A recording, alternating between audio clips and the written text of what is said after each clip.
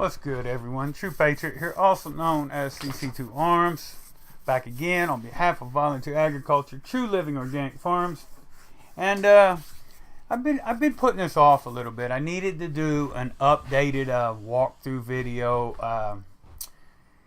I wanted to just talk about some of the different tricks, techniques, and tips that I've got going on this year, and I've not really known what kind of format to do it under.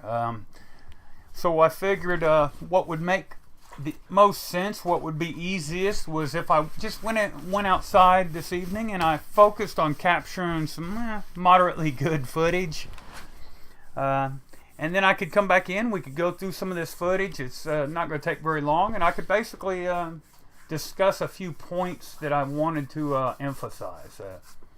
Reason being, I had on Perth Observer's live stream this morning, we discussed Gray Dude. He's another friend and fellow YouTuber. He's got some tomato plants going, and there was a couple points mentioned that I probably should express. Somebody else, a few other people had asked me about the status of some of my plants.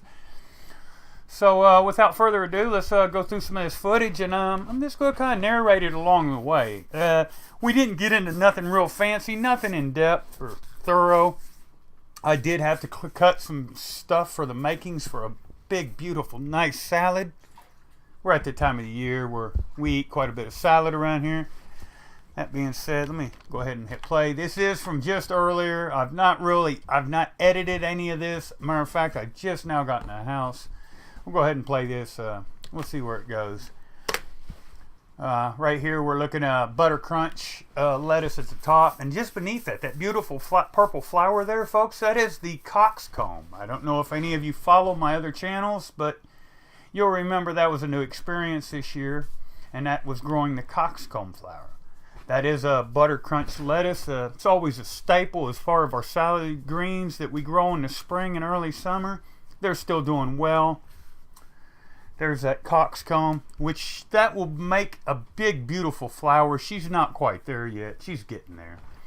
That is what is marketed, or what was marketed to me as a form of kale, and it may in fact be. It reminded me a lot of the chicory that myself and Perth Observer had been discussing during her live stream this morning. There we're looking at some more of the coxcomb, the tomato plants, and the reason I focused a lot on the tomato plants during the course of this video was I focused on 2 points. One, mine have only been topped once, and they were just topped a couple weeks back. You'll notice I've got flowers coming in up top there. Then we got some cucumber plants growing. They're doing lovely. I have let everything grow, not to an unmanageable point, but I've been trying to experiment with some different methods for bug control, insect remedies that are more holistic, natural. I had to eat some parsley. That is an Italian flat leaf variety of parsley, folks.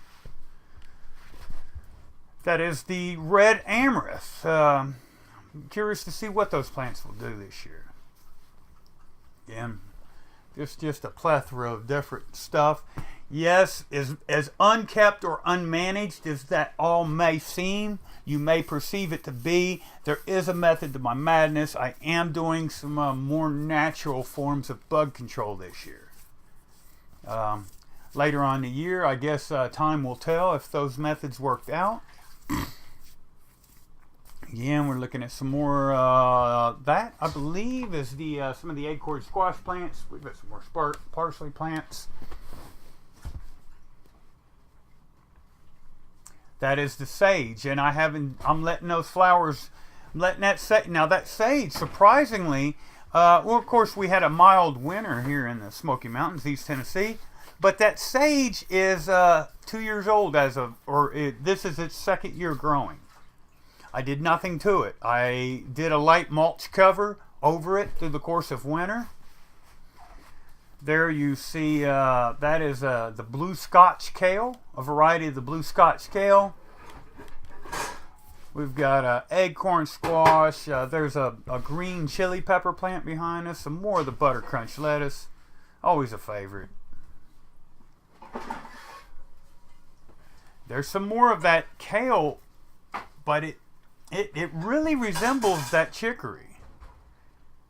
I don't know. I might even have it wrong. I have been known to make a mistake or two here or there.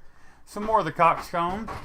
And what garden variety would be complete without a pot full of fuchsia plants? Of course, they've not flowered this year. I don't know if that's my mistake. I don't know. I've not really done anything differently from last year, but they, as of yet, have not flowered, which has kind of had me bummed, but we've still got time yet, folks. There we've got some of the smooth leaf kale in our salads. Raw, uncooked, just as they are. Cabbage, got me a little head of cabbage forming there.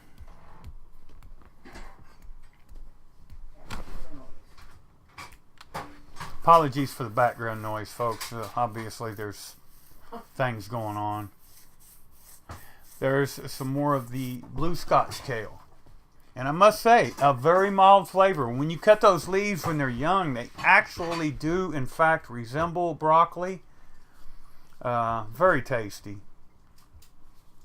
Add in there, and you'll see this is one of the chili pepper plants. I had to focus on that ladybug there. Love it when I see some ladybugs crawling around my plants. It just really makes my day. And this, folks, this is just a massive dill plant. We did go ahead and we harvested just over half of her. Still plenty of time left this year that she'll bounce back with a vengeance. We'll be able to harvest a bunch more of her. That's the first cucumber of the year. Little bitty tiny baby. I don't know. I didn't plan on having a whole prolific amount of cucumbers as I did last year. I wanted to focus on some the other fruits and vegetables this year. But, you know, as with all things, time will tell. Now this bed, which many of you will remember, was the national pickling variety of the cucumbers last year, which this year has become just a bed with some random, those flowers. When those flowers first start forming, that's when I'll start manipulating the flower to increase pollination. And I just ever so lightly thump each of those flowers just as they begin to open, and as they open, surprisingly, there's no cats running around. Maybe it's because they were all kept indoors during the recording of this video. Not that we don't all love a cat in a video. I wanted to make sure that I stayed on point and I got these topics discussed, because I did tell a few friends today that I would do this video. There again, there's that deal. And the smell that come off of her is just, I can still smell her on my fingers, folks. There you're looking at an azalea bush, which was started from a little small tiny little cutting. We've also got a red bud tree. We've got some more coxcomb plants right there, folks. Hopefully I will, at least one or two of those I'll be able to get some seed from. Here we've got some more cucumbers. We've also we've got some of the curly leafed kale. We've got some more of the red amaranth.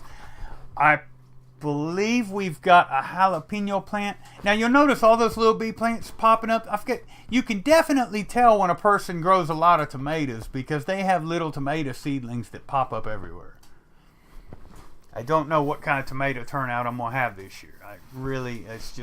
I've not really focused or tried to devote my resources and efforts to one or two things. I've just basically tried to let nature run its course.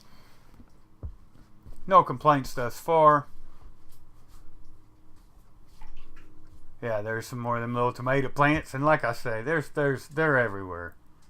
They're everywhere. Of course, I reuse the same soil year after year, minus a few amendments here or there. There's some more chili peppers. Already getting chili peppers. We're not even into June yet. Still, technically speaking, I believe we are in fact in spring. So for me to already be getting a good harvest from some of our later in the year crops is a good thing. Those were some beefsteak tomato plants that we were just looking at.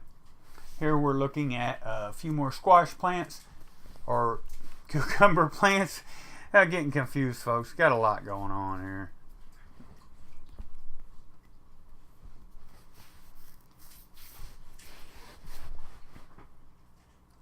It's just been I've just been blessed with a good turnout of fruits and vegetables in general.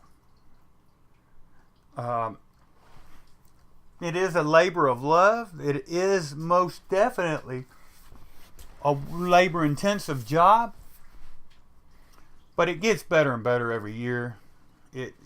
I'm so blessed to be able to have an opportunity to not just grow these wonderful foods, but to be able to hopefully, if nothing else, act as an inspiration for those of you that are not yet growing. And this is what I originally thought was a squash plant, and I'm tending to lean towards it being a big pumpkin plant.